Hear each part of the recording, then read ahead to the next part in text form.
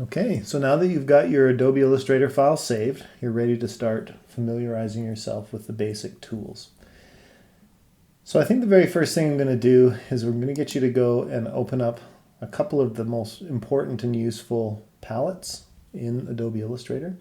And probably the very most basic one that we use all the time is layers. So open up layers. Now you're not going to see what I see here just because I've got my palettes pre-docked. So you can actually make custom groupings of different palettes, either in tabs or in a stack, depending on how you like to use it. So I'm just going to close these down, and as I open up each of these panels, I'll also show you how to walk through the process of building up the dock palette in a way that makes sense to you. But if you don't do that, you're just going to have a bunch of palettes scattered all over the place, and it can become a little cluttered. Kind of gets in the way of your working space. It really depends on how big your screen is, but you kind of want to be able to see your graphics and stuff like that. So these artboards here, that's where we create our graphics, is on artboards. And our layers is like an organization of the office or graphics objects that we create on our artboards. So our basic default first layer just looks like this. And you've got a visibility control here. Turn off if you see it or not. And you can also lock it. And you can double click here to rename it.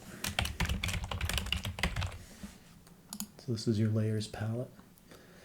This little menu here is referred to as the contextual menu. It pretty much exists in every palette. Sometimes we refer to it as the hamburger menu, but it's technically the contextual menu where you can kind of do whatever related things you can do within every palette. So every palette has different stuff under the contextual menu. There's also generally shortcuts for what you can do in the palette here, which typically are duplicates. They're just shortcuts to what you can do under the contextual menu. So things like add new layer, delete the selection, collecting, this sort of stuff. They're all contextual there. So every palette's going to have that as well. So the next important window is your color. So this is your color tab here. I'm going to just undock this one, and we'll go through those one by one as we build it. So by default, your color mixer kind of looks like this, CMYK, or if your document color mode is RGB, this will just say RGB. You can kind of use these interchangeably. If you'd like your file set up to match mine exactly, you can go to File. Where's document color mode? I don't change this very often because it doesn't really matter. So it's under File, Document Color Mode. So you can choose between CMYK and RGB color. All it does is it changes what your default mixer is. CMYK is for print, RGB is for web. So if I change my window and go back to color, and then change the mix to CMYK or RGB, you can go back and forth between them. There's also this WebSafe RGB, which just refers to hex values. It's a little bit out of date. We have pretty much the full RGB gamut is available for the web these days, so RGB works. You've got your HSB sliders here for hue, saturation, and brightness. You can adjust colors that way. But at the end of the day, we're still just making color mixes.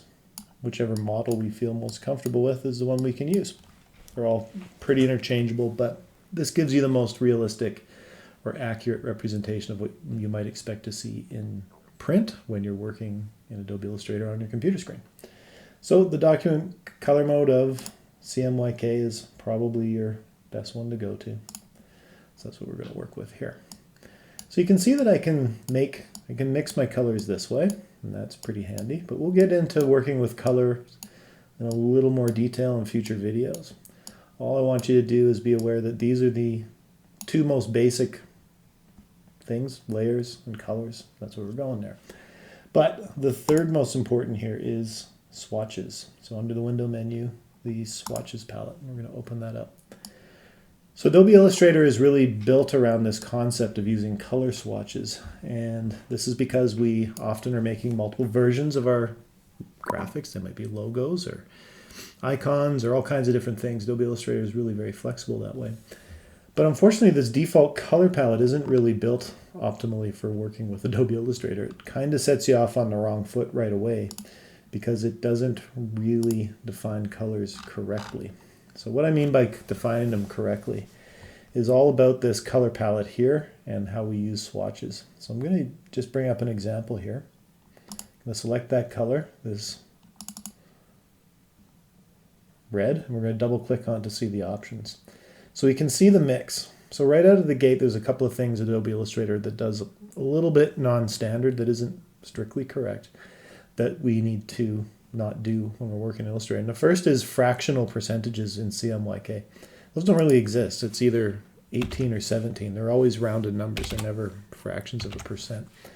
You can totally use them. They're just going to get rounded up or down automatically in print. So all we're interested in here is being as accurate as we can be in terms of representation on the screen to what you're going to see. So anytime this red would get printed, it would either get rounded up or down by the printing software automatically. So you might as well have the values put in there correctly. But more than that, there's this little check mark here that really should always be checked with your color swatches, and that's global. So global makes this color swatch work a little differently. I'm going to get you to pay attention to what happens up here in the color palette and also what happens here in the icon. Okay, so you can see now that this color has a little white triangle on there, and it's got this kind of grayed out box there, and that means it's a global swatch. But also here in the color palette, now instead of those 4 sliders, we actually have just what's called a tint bar. This is a lot more useful because most of the time this is what we want to do. We want to be tinting one color. So sometimes you want a light version of this red all the way up to the fully saturated version. Much easier to work with, and this is really what Adobe Illustrator is intended to do. The default kind of mixer slider is not so easy. It's not quite as easy to make a lighter version of an orange. It's going to change color as you adjust these things. So it's much easier to make all of your swatches, at least make them global spot colors. So as a shortcut, I like to just select all my unused colors before I even start drawing. Hit the little trash can down here. Delete those. You've got also within your swatch library, you've got what are called color groups. Kind of not necessary. Delete those too.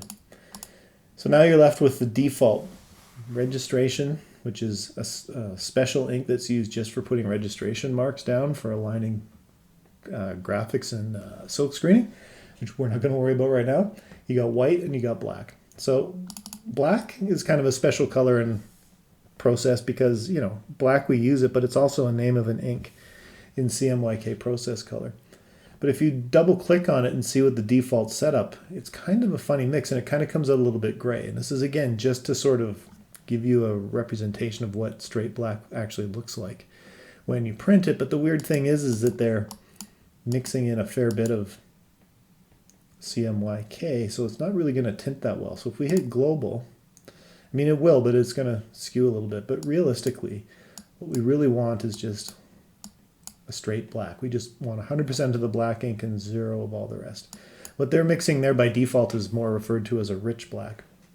And we'll get into that when we talk about colors more. But as a default, kind of want to make your basic black global color and then just adjust it so it's 100, 0, 0, 0.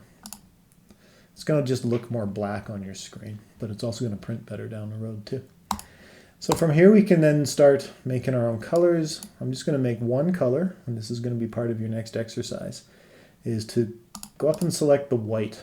Okay, so white, which is just 0 of everything, and then you're going to make new swatch, and you're just going to mix yourself whatever color looks nice to you. Let's just kind of make a nice deep kind of earthy red color. Going to make sure process color, well, you could say spot color, but we don't need to. Just make sure global is checked. Because you've already changed, the last default was global, it should show up by default every time you make a new color. So that's enough. We've got our swatches there, an earthy red, and we're ready to start moving on to understanding what the layer palette is all about and why we care about it. So I'm just going to drag this tab over, this swatches tab, and I'm going to drag it in beside layers just to tab those together into one doc. And I'm going to put color over there as well. As we get into more advanced graphics, you're probably not going to want your palettes like this, but just for getting started and understanding Adobe Illustrator, this just cleans things up and makes it kind of easy. Okay, so we're going to quickly run through the tools in the toolbar as our next video, but for now, just get your swatches added, hit save, and we're going to move on to our next demo.